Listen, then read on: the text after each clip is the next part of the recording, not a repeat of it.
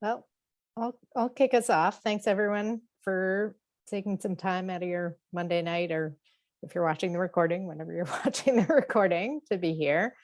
I'm Madeline Fleisher, and I'm here with Andy Leber, and we're presenting what I hope you signed up for, which is a little info session on our efforts to help folks electrify Central Ohio and switch to clean energy at all of your homes.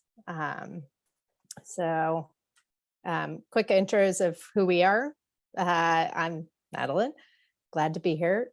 So I'm a lawyer. I've been practicing energy and environmental law for about 15 years. And a large number of those years have been focused on clean energy issues here in Ohio. And I actually don't do that for my day job anymore, but I still like it and like to talk about it. And so when Indy and I met, we tried to figure out a way to work on it together. And that turned into this. So I'm going to try to offer you some perspective on sort of the overall setting that we live in here in the lovely Buckeye State, and what options you have to switch to clean energy. Andy? Yeah, I'm Andy Leber. I am one of the organizers of Sustainable Grandview, and my day job is completely unrelated to anything we'll be talking about here. I'm a professor over in psychology, and I do psychology and neuroscience research and teaching at Ohio State. I'm also over there at the director of the Center for Cognitive and Brain Sciences. And I've tried to shoehorn in some climate work into that. We're organizing a session on the climate crisis in cognitive science in this upcoming spring. But my route into what we're talking about today is just really personal. We went solar a few years ago, and then I just took a deep dive into trying to understand policy and also the logistics of doing so, which led me into home electrification. And that's a journey that we've been on in my house for the last few years, and I'll share some experiences from that today. All right. So that's the two of us. And then why have we gathered you here today? So there's sort of a key premise that we're operating off of, which is, not some wonky policy or legal thing. It's just sort of common sense. So piece number one is you yourself today in Ohio can switch to carbon-free electricity at home. There are some options for doing that, which we'll get into a bit more later. But it is possible, it is affordable. There are different ways to do it. So that piece of the puzzle exists today. And likewise, there are ways for you to sort of max out that carbon-free electricity by taking everything you might do with fossil fuels, natural gas or good old petroleum gas or propane, whatever the case may be in your home life today, and switch those to that carbon-free electricity. You put those two pieces together and you can actually take a big chunk out of your overall climate footprint, carbon footprint, whatever you call it, the contribution you make to greenhouse gases in the world, which, as it turns out, if you add that all up, and a lot of us do it, can really make a difference. So that's sort of where we're starting from. And if you buy into that, which happy to talk about it more if you have questions, but if you do, then we want to talk about why maybe all of us haven't done that already, me included. So I'm on this journey too. And Andy, as he said, and we want to do this together. What's behind that I think, everyone has their individual variation on this story is there are lots of technologies out there today, whether it's solar panels or heat pumps or induction stoves or whatever the case may be, that can help you run your life off of carbon-free energy. But there are also some obstacles to adopting those. One, some of them are newer technologies and folks may not know of them off the bat. Even contractors may not know of them off the bat or not have them as sort of the default option. It is the practical case that many of us don't think about this stuff until it's an emergency. the furnace fails in the dead of winter, where the AC goes out in August and it's like 95 degrees. And whatever the case may be, is you're just sort of looking for the quick fix, and you don't think about what are the changes you can make to sort of pursue those longer term environmental goals or whatever your goals may be in going down this road. And you end up making a choice that you're then stuck with for 10 years or 15 years or 20 years, however long an appliance may last or some home improvement may last. And then last but not least, upfront costs. That's, a reasonable issue to consider when you're writing the check or charging the credit card or looking at financing options. Some things that we're going to talk about that may be great long-term investments in terms of saving you money do have maybe a higher price point, or just the labor to install things sort of make you take a pause and say, do I want to do that? And all of that stuff put together or individually leads to missed opportunities where people every day all over the country, including in Ohio, make choices where they could move to maybe a greener option and they end up not doing that. And then they're locked in for sort of a long time period. So that's the issue that we really hope to help everyone here fix. So what's our solution? Number one, make a plan. It's a lot of this is, again, pretty common sense, Boy Scout, be prepared approach of just figure out what you actually want to do and do it before you're in that emergency situation, when you have a chance to look at all the options and sort of canvas the field of how can you get where you want to go. And the other piece that we think is important and just helpful all around is to work together. It's like anything else. You're looking to like get a new landscaper. You ask your neighbors, you ask your friends, who have you used? What's the good approach for this? What's the best, home appliance X? What's the best vacuum? All the same stuff applies here.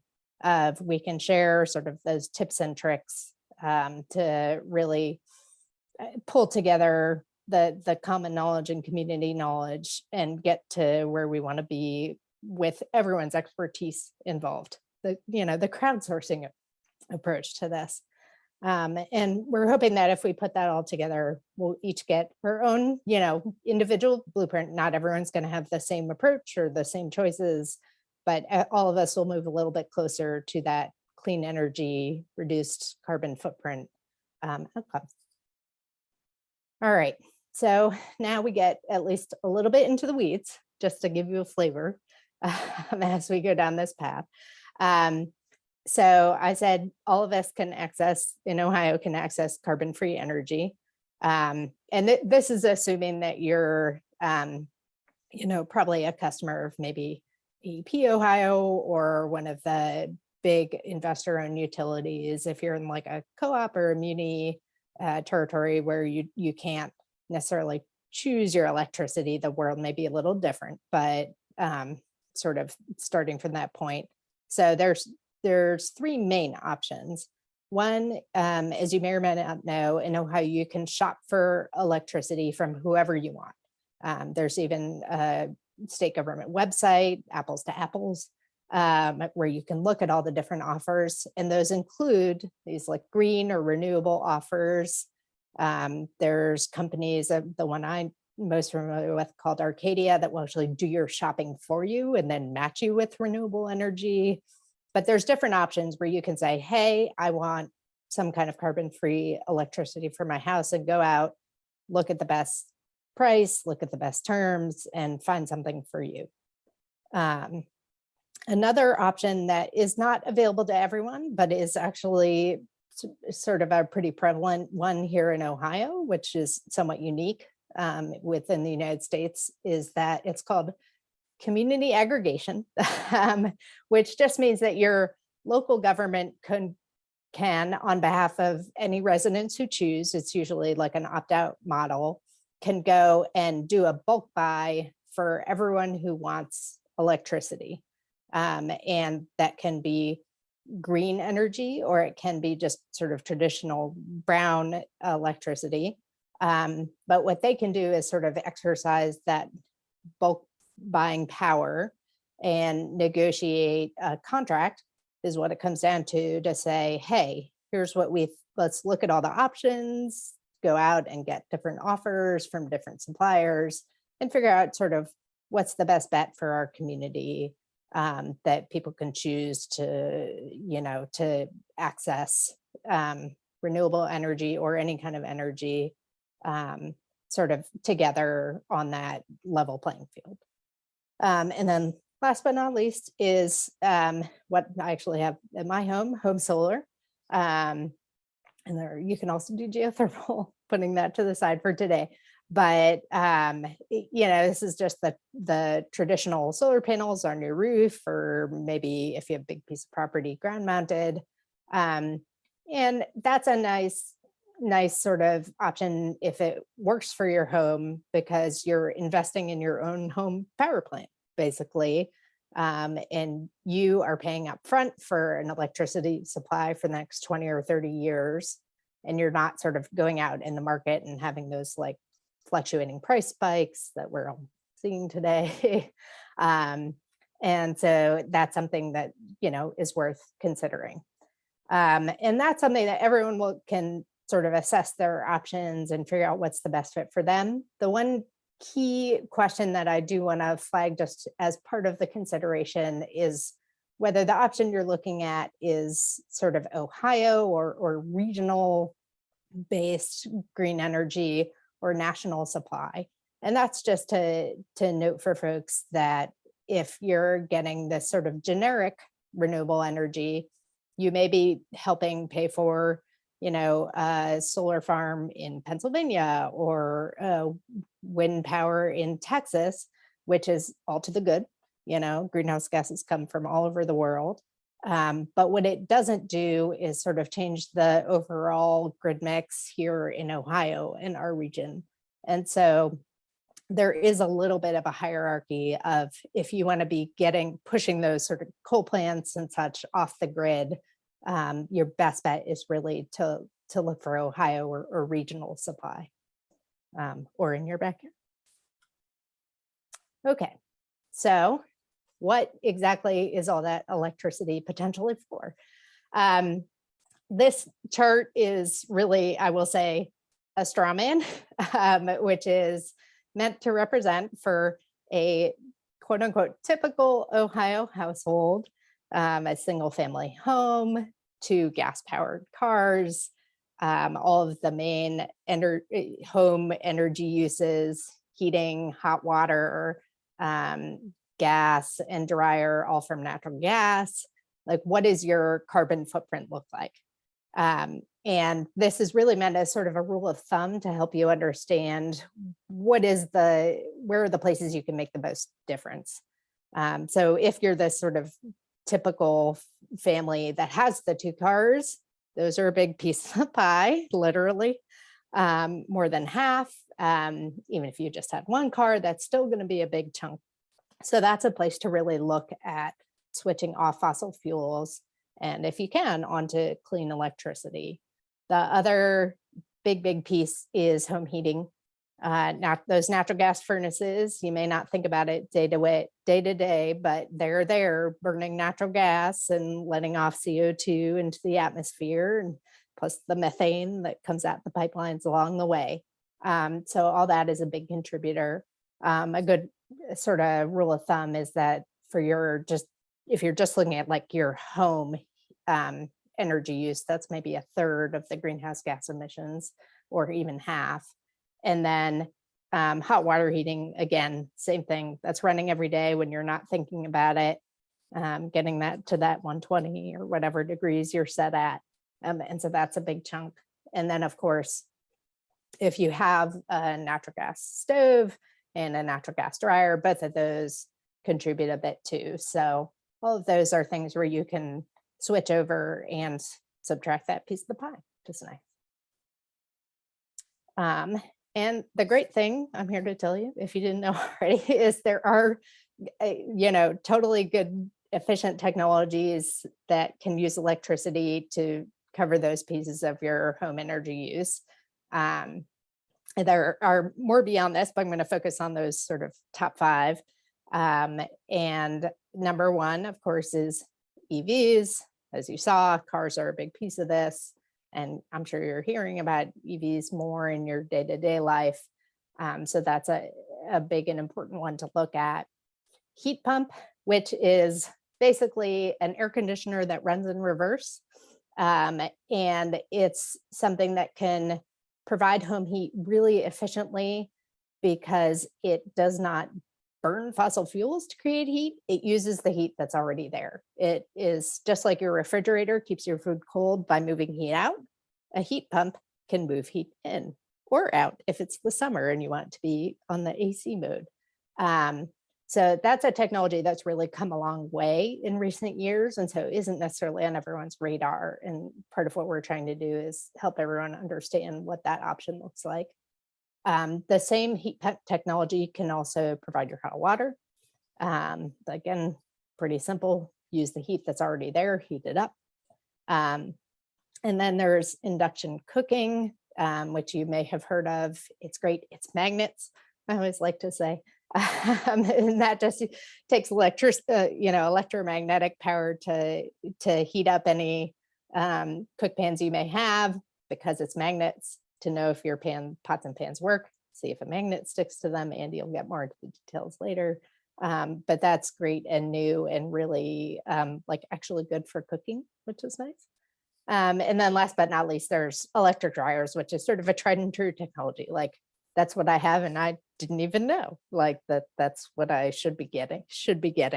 But a lot of people have them. It's an easy switch to make if you have a natural gas dryer. All right, so why would you want to do this? There is actually, a pretty valid, just straight up economic cost rationale for doing this. For EVs, you can save a lot on fuel costs, and maintenance also is a big piece of it that folks don't always think about, but just think of skipping all those oil changes and stops at the gas station, and just all the moving parts are a lot simpler for an EV. So there's a lot of good calculators out there, linked to one in the slide, that you can use to just sort of see for specific switches between models how much you could save. Hot water heating is actually often a no-brainer, because that heat pump technology is so efficient. It can really just use a lot less energy to provide your hot water. And there's some nuts and bolts to that again, Andy will go over.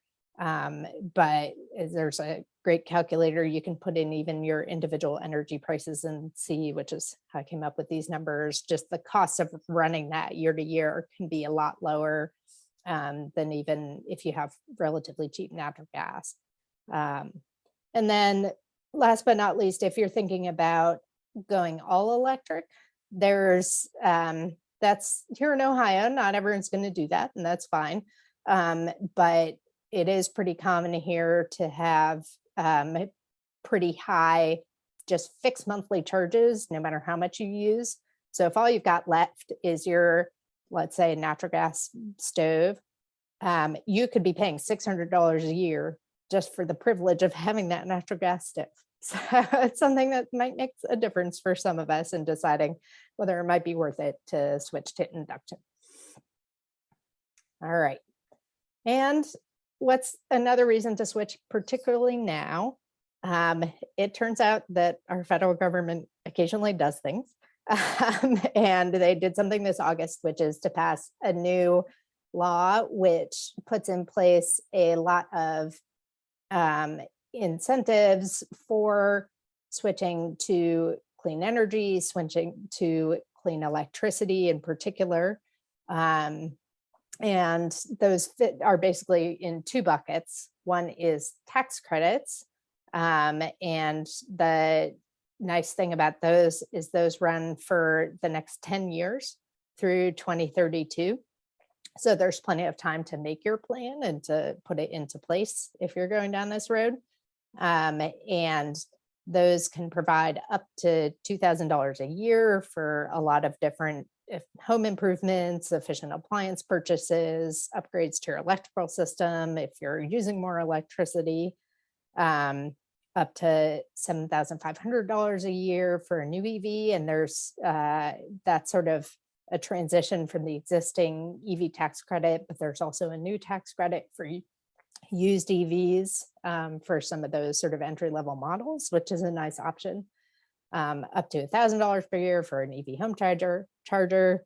And this has been around for a while, but it's sort of been renewed and refreshed as a tax credit for home solar, home renewables. It's up to 30% of the cost, which is nice.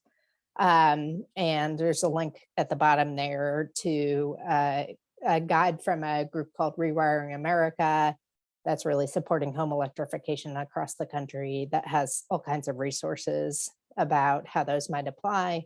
And likewise, there's some rebate funding that will flow through the states that's going to be implemented more like in the next few years. It's not available yet, but that'll provide just an upfront rebate for those kinds of big home improvement projects, insulation, air sealing, sort of whole home efforts that get you those big energy savings. And for low and moderate income households, there's a lot more available because they need it. And again, that Rewiring America link will provide, among other things, a calculator to let you see like what you might qualify for based on your income level. So that's something that's new and wonderful and didn't even exist when Andy and I dreamed that up. So we're very glad to talk to you all about. All right, hold on. There we go. And so why are we talking to you about this, like here all in a group and making this sort of a larger long-term effort? Because again, we think there really is some added value to working on this together. Number one on that is contractor outreach. I can tell you that I personally spent like an hour or two last week calling up plumbers to see who could do a heat pump hot water heater. And I now have a couple recommendations for the folks who are like, yes, I've done 200 of those, versus the folks who are like, let me check what a heat pump hot water heater is. So that's just the kind of, word of mouth knowledge sharing that all of us know is so valuable with contractors that we hope to share and tap into likewise in return. Product recommendations, all of this stuff. There's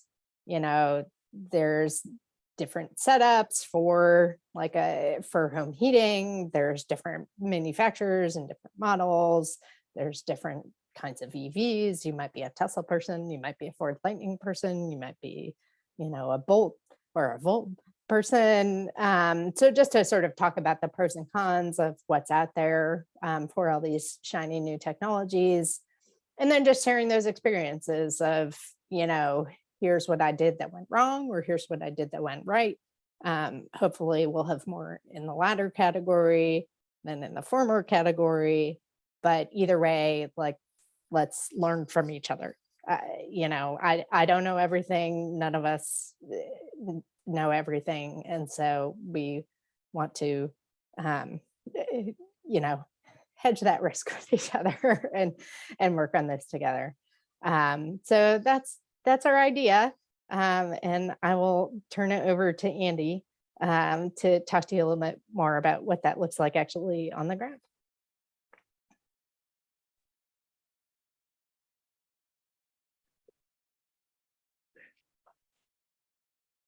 Okay, did I successfully take the screen from you, Madeline?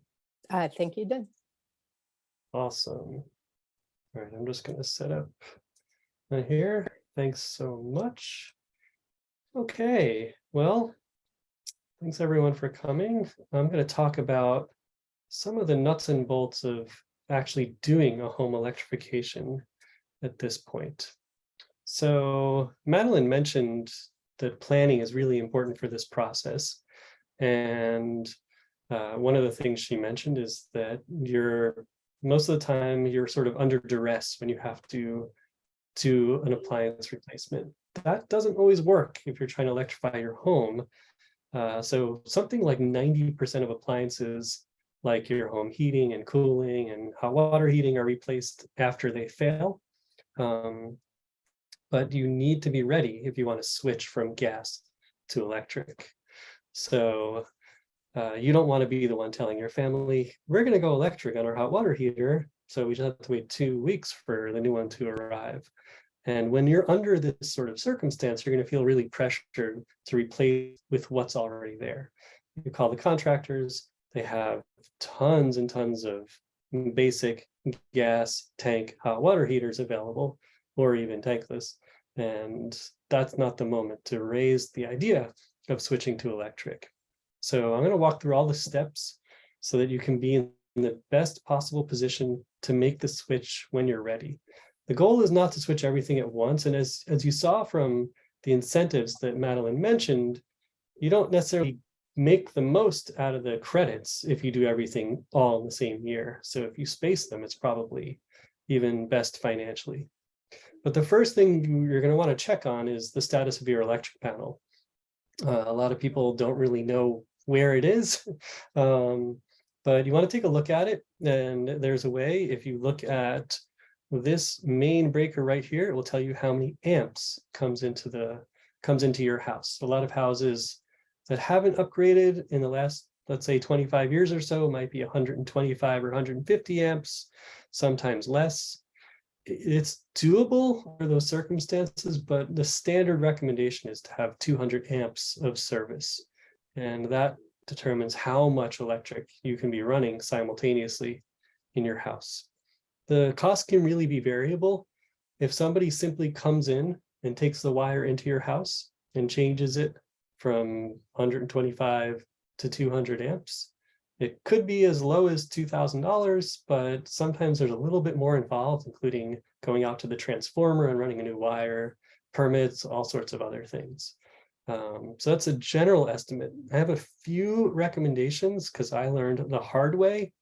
When we did a home addition, we upgraded to a 200 amp service panel, and they upgraded it so that the home addition would work. But they did not assume we would be electrifying our home, so we didn't have any extra circuits that we could use, even though we have 200 amps. So you want to look at how many spaces you're going to have. You can get a 200 amp panel that has 40 spaces or 60 spaces. So if you take a look at what you've got now, you can count how many breakers there are. And if you're doing something like adding solar, you would need 2 more spaces. Hot water heater would need 2 spaces because that would be a 2-pole 30 breaker.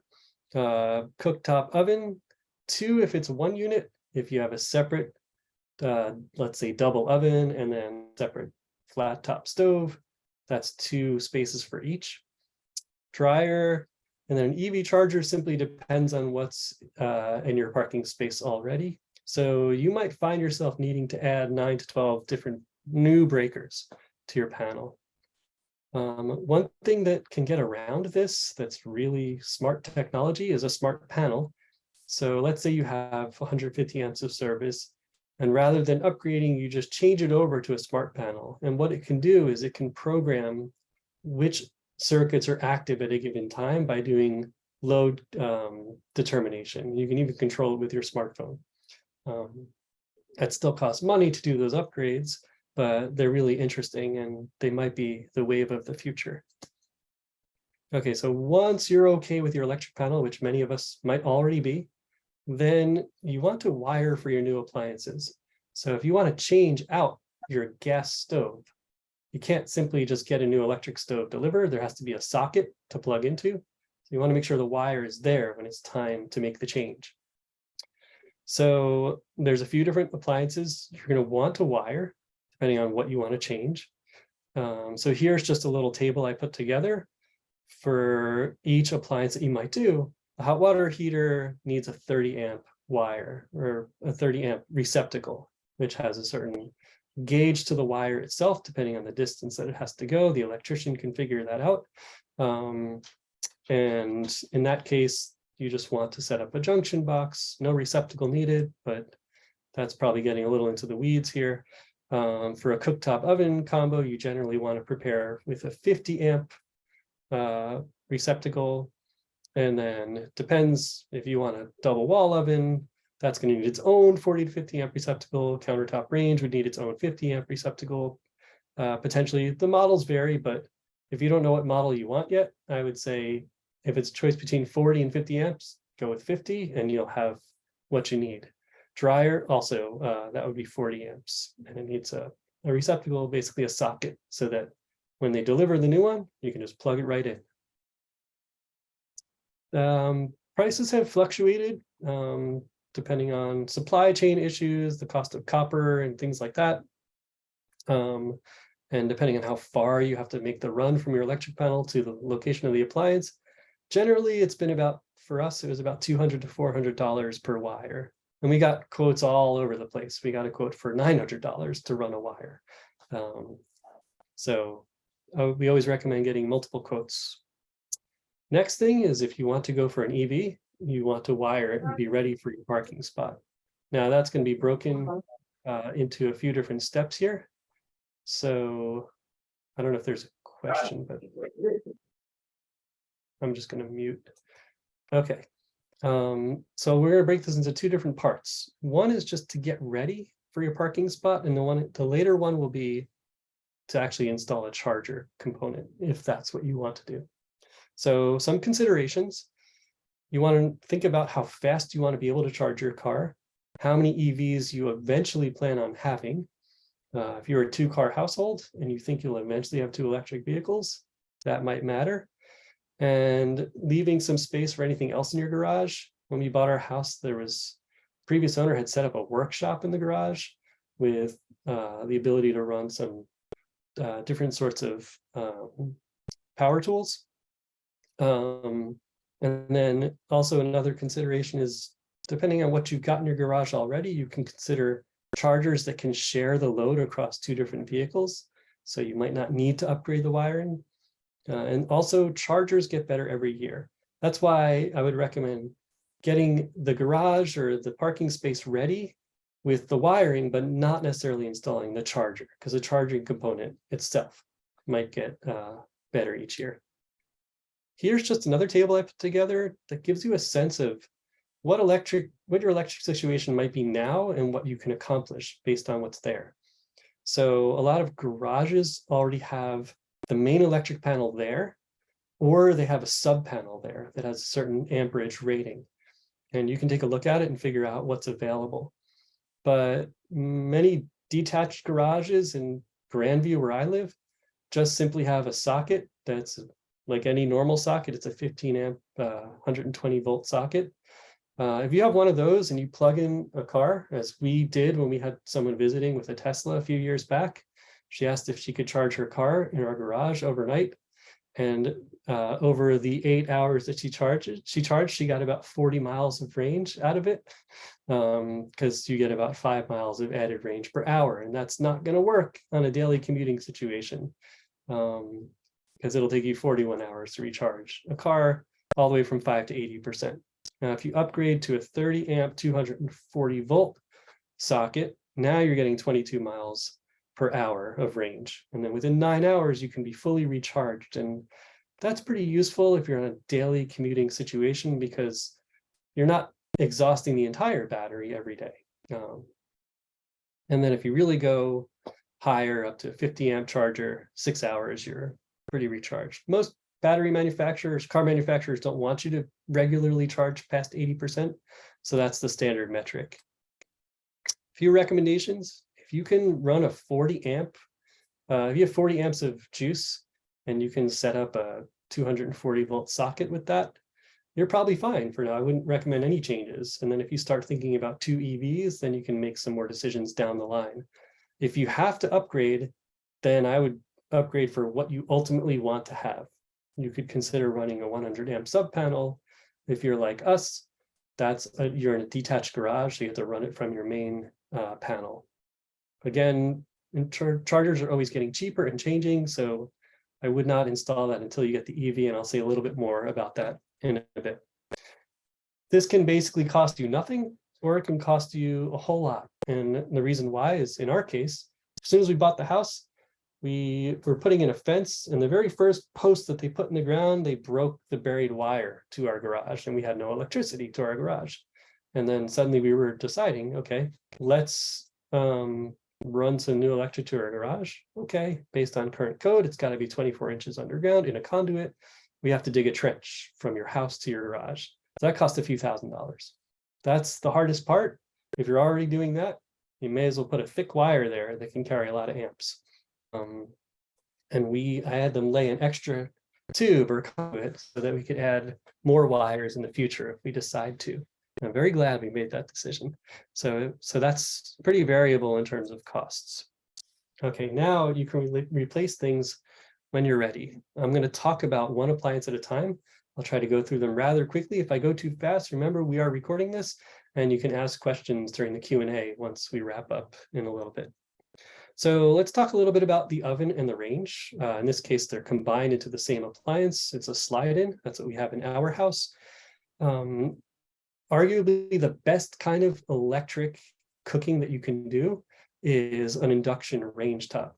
Electric ovens are judged by pretty much everyone to be superior to gas ovens. They heat very evenly and uniformly, and they preheat nice and fast. But the range top, there's a few different options you can choose from. A lot of us might remember or have the old electric coils. There's better options today. Induction that Madeline mentioned is using electromagnetism to heat the pot or pan that you actually put in contact with it. And it's really nice because it doesn't make the stovetop itself too hot. You won't get burned if you touch the stovetop right next to the pot or pan. You could even lay a paper towel there, and that makes it really easy to clean up because there's nothing getting caked onto it. There are some considerations. They tend to be more expensive right now, although the market is bringing more and more options at a good price point. Cookware does need to be compatible. So Madeline mentioned if you can stick a magnet to it, it's going to work on an induction stove. If you can't, it's not going to work because you're transferring electromagnetism to the actual pot or pan itself. So if you're faced with the prospect of spending money on replacing all your cookware and that's attractive to you, then by all means go for it. In our house, we weren't really sure we were ready for the induction range. So we just went with a radiant cooktop, which induction is 90% efficient. Radiant is 80% efficient, not a big difference.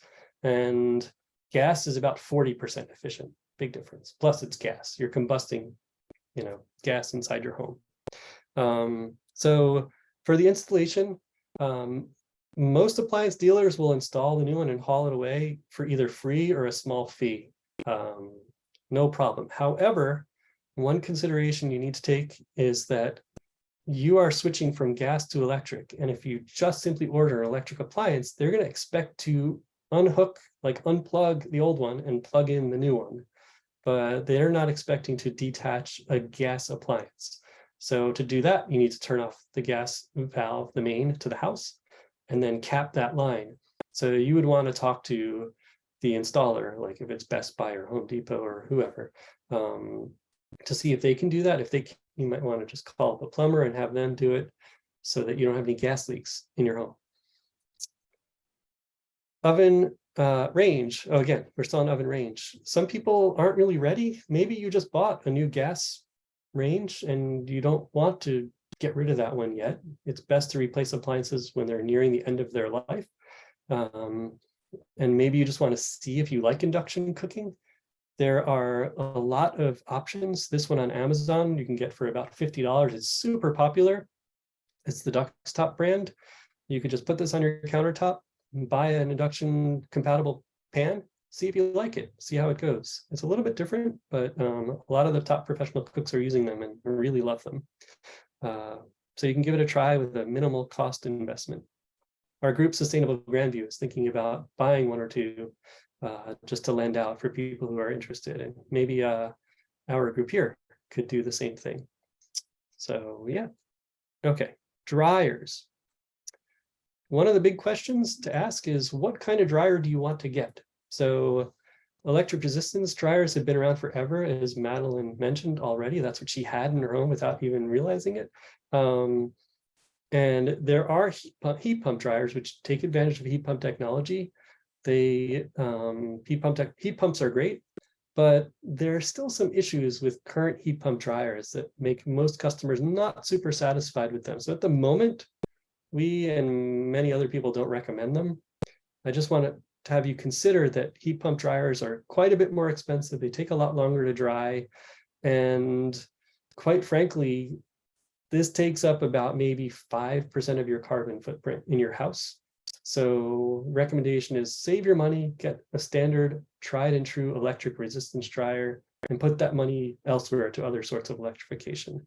I'm sure that the heat pump dryers will come along and get better in future years. So we're keeping an eye on those. There's one new model that came out that I'm waiting to find out how well it performs. We recommend resistance. Okay. So same thing that I had in the last slide, just make sure if you're going to replace gas with electric, that you get that line capped and you're not just waiting for the installer to come and surprise them. Say, by the way, can you cap the gas line? Because they might not have anything on the truck that would allow them to do it. All right, next one is a bigger one. So the first two that I talked about are less than 5% of your fossil fuel usage in the home on an annual basis. The heat pump water heater is getting into a more significant category. We use quite a bit of gas to heat our water, especially in the winter when the groundwater temperature is cooler coming into our house. So one thing, just like the other appliances, you want to be replacing this one before your current one dies. And it's especially hard with heat pump water heaters, because you can go onto Lowe's.com and order any manner of electric stoves, but they might not have the heat pump water heaters in stock, and it might take a few weeks to get it. So just keep in mind what the lifespan is of the typical gas water heater. We were thinking about doing the replacement, and our gas tank water heater was 8 years old. So there weren't really any problems with it. It was getting a little bit slower, and we made the switch at that point so that we could not be in a situation where we had no hot water heater. So tanks last about 8 to 10 years. Tankless lasts up to 25 years. You want to line up a plumber. That's something that Madeline's been working on to get some good recommendations for that. We did it a couple years ago, and it was not easy. I called at the time over a dozen plumbers, and they either didn't do it or it was super expensive, and then we finally found someone. But I think we're going to have much better options pretty soon. A couple other things to consider are that these tank, I really like our tank heat pump water heater, but they do have slower recovery times. You're not just blasting burning gas on the bottom of them. So they're using this unit that is making heat exchange. That's what the heat pump is. So it takes time to be as efficient as possible. So one of the recommendations we have is just get a larger tank than you have now, so you don't run all the hot water down every morning when you're showering. Another thing is to install a thermostatic mixing valve. This is something that takes really hot water and mixes it down to 120 degrees so that nobody gets scalded, but it increases the effective hot water supply by about 30%. And an added benefit is that it reduces the risk of Legionella, which is something that causes Legionnaire's disease.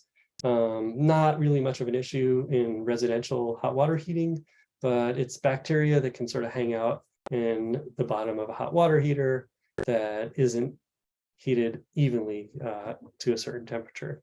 So if it's sitting there at 140 degrees, it's an added bonus. Not to scare everyone into worrying about getting Legionnaire's disease. Okay, next one is buying the EV.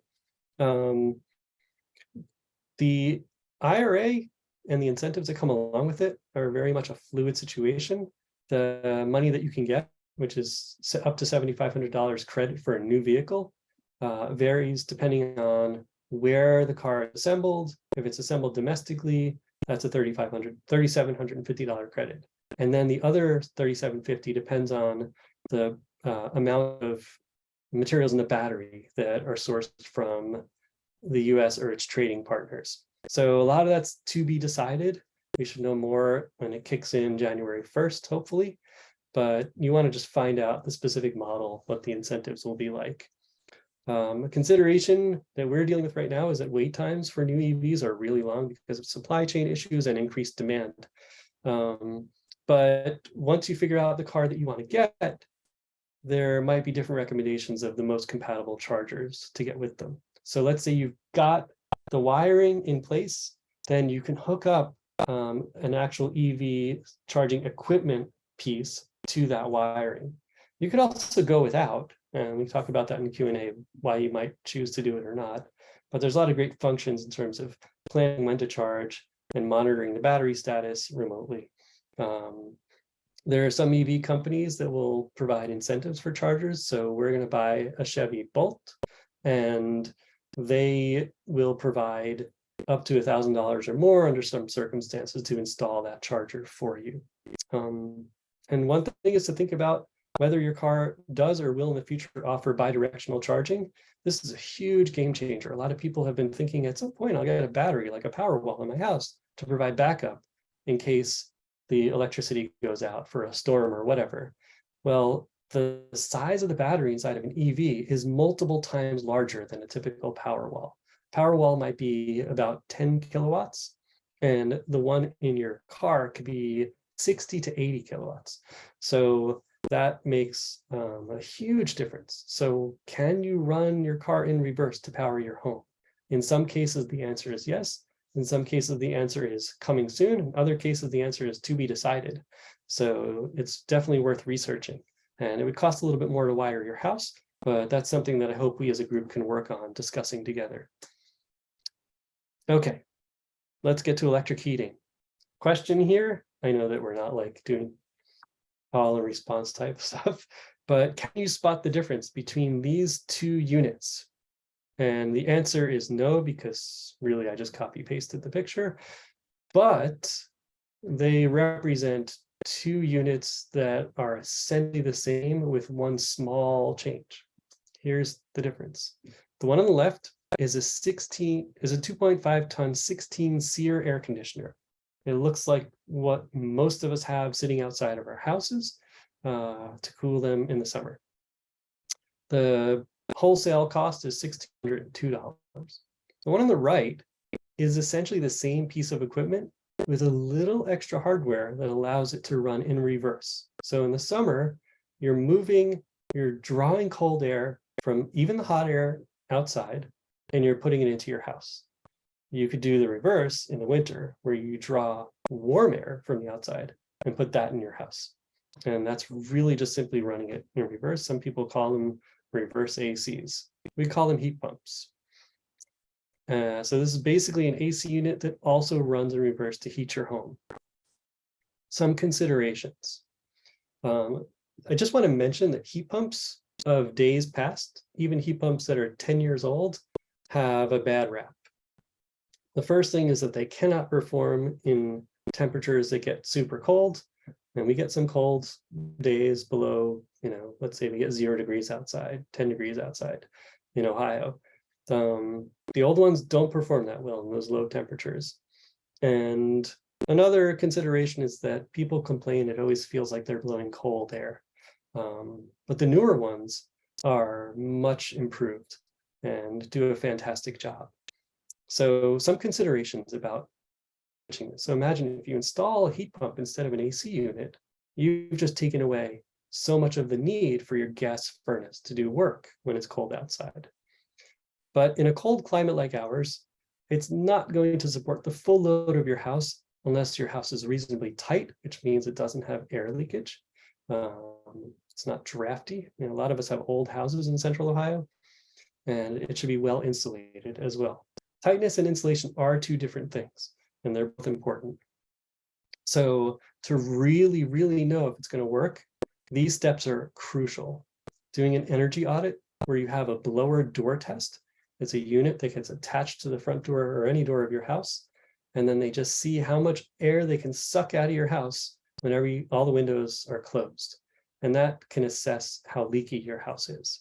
And also how much energy you need to heat your home in the winter and also cool it in the summer. If you want to aggressively air seal all the cracks, there are professionals who can do this quite well and upgrade your insulation as needed. So once you install a heat pump, you generally in Ohio need to have a backup system, which is a set of electric resistance heat strips.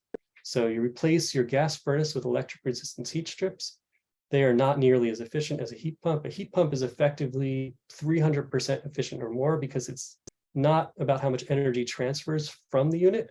It's about how much it's replacing the air inside your house with warm air that it can draw in. The heat strips at a maximum are like 100% efficient, and they can get really costly if you're only running on those. But you want them for moments when you might need to have some functions to defrost the unit outside, but also kick in case it gets really cold outside in those few moments across the year. Some old leaky houses cannot practically achieve full electric heat at colder temperatures. And then we have a recommendation to consider in that situation, which is dual fuel. So just like the range at which your AC can work, there's a sweet spot range for a heat pump to work, let's say, between 25 to 65 degrees. It'll do a fantastic job, be nice and efficient. When it gets colder than that, which is maybe about 30% of the time, then you can use your standard gas furnace, and you're still massively reducing the carbon footprint of your heating in your home. Okay, now I'm not going to go through all these, but there's a lot of things that we can electrify. Even your fireplace, there are these cool units that create a nice mist and then just blow radiant heat into your house. And e-bikes and scooters have become really popular. You can get an electric grill that I don't have one, but people really like them. And lawn care is a big one. If you can, a single gas-powered leaf blower has a worse climate impact than a Ford F-150 truck. So those two-stroke engines that combine oil and gas are pretty bad in a lot of ways. So think about what kind of impact that might have. I won't go into solar, but if you're interested, this is a huge interest of mine. I put together a whole other presentation on that I invite you to take a look at. That's the link there. I could send it to you if you message me directly. I just want to quickly talk about sizing an array if you are to go solar, if you're thinking about going solar. The way that you can size an array to max out so that it matches the usage of your house is you can look at the last 12 months on your AEP bill. How many kilowatt hours did you use? You can just add them up month by month. And what you might find could be close to the average in the state of Ohio, which is about 10,500 kilowatt hours per year. Now, if you start with that, then you can add on what future usage you might be including. So, for instance, we've got a heat pump, which depends on a lot of factors. I've actually got some spreadsheets that can help compute that based on what your current gas bill is. I don't know why, but my slide's auto advancing for some reason. So hopefully it stays on this page. It could be about 5,000. Heat pump water heater generally falls in around 1,300 kilowatt hours per year. Of course, it depends on if people like to take long, hot showers. Oven range, about 1,000, dryer, about 600. Overall, you're adding quite a bit of usage. But if you're also making energy efficiency improvements at the same time, let's say that might subtract about 3,000, then for a home like ours, we're estimating that we'll add about 8,200 kilowatt hours per year to fully electrify our home. Now, we started at about 10,500, let's say, so that's a pretty significant increase. So if you're thinking about matching that with solar, you might not be making all these upgrades at once, but things to consider are that AEP will allow you to set up a system that goes about 25% over what your current usage is in anticipation of making those changes. And if you're not doing everything at once, you can also consider starting with some solar and then adding more in stages. There are ways to talk to your solar contractor to do so. And frankly, undersized systems are great. Most people might not be able to go solar anyway, so it's still moving ahead. So you have is great. Our house solar accounts for about 60% of our usage. We may add more later, we'll see. Okay, so I think I'm going to toss it back to Madeline now. And yeah, Madeline, do you want to just go off this or switch your slides back? Will do. I'm switching to me. There we go. Perfect. Hopefully that worked. Okay.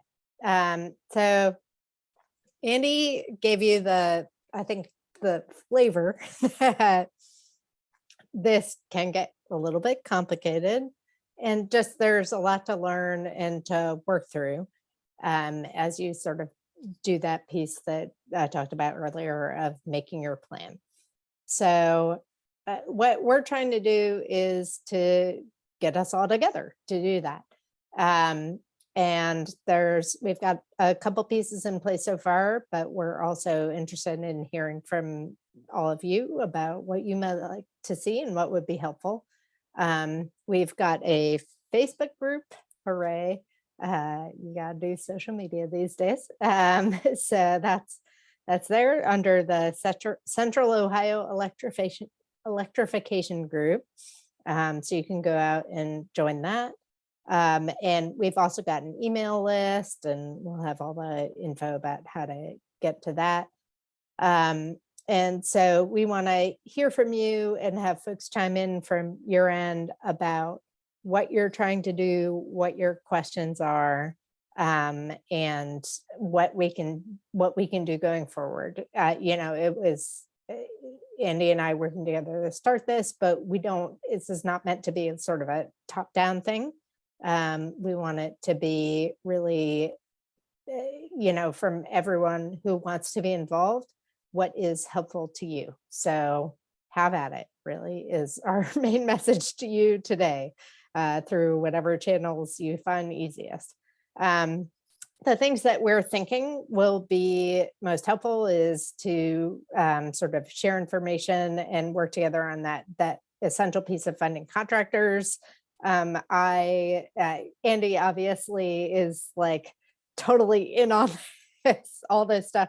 I am the person who Googles how does a hot water heater work? I am not an expert on this stuff.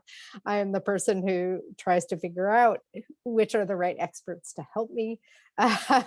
So that's something where we want to try to find those folks together, and also show all the contractors out there that there are customers waiting for them, and it is worth their time to invest on figuring out, what are the federal incentives for heat pumps and so on, and what are the information we are asking for on that front. If you build it, they will come. There are customers creating demand, maybe, for the market here in Ohio.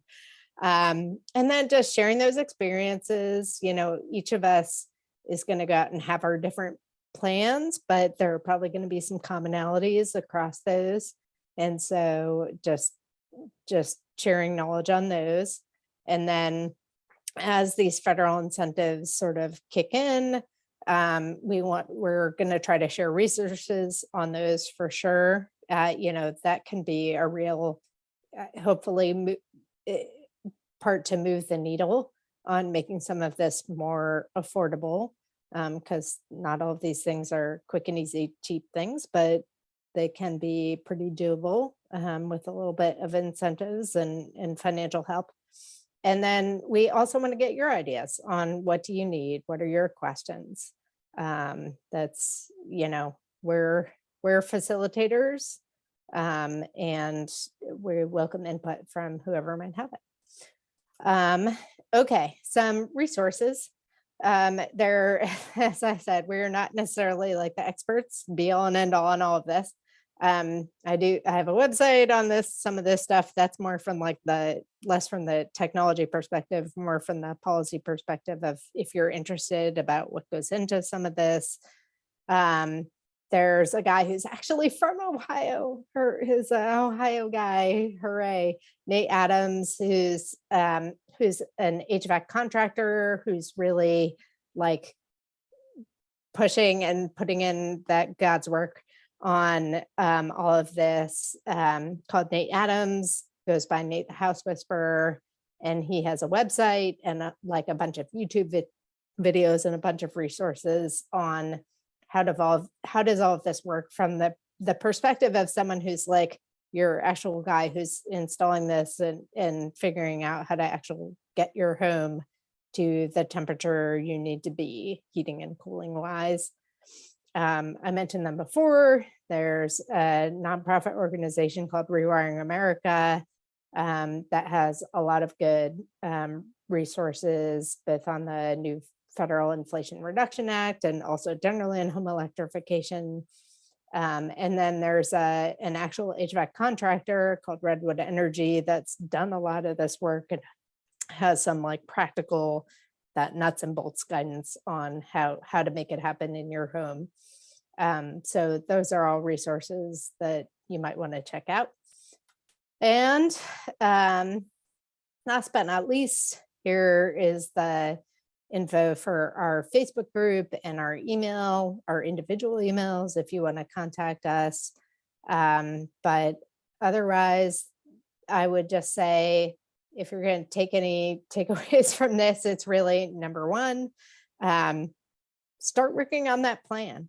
Like even if you never are involved with us again, start thinking about what are your to-do items. Can you get on to clean electricity today? Can you switch over, what are you going to do when your AC dies? Are you going to switch it with a traditional AC unit, or are you going to move to a heat pump?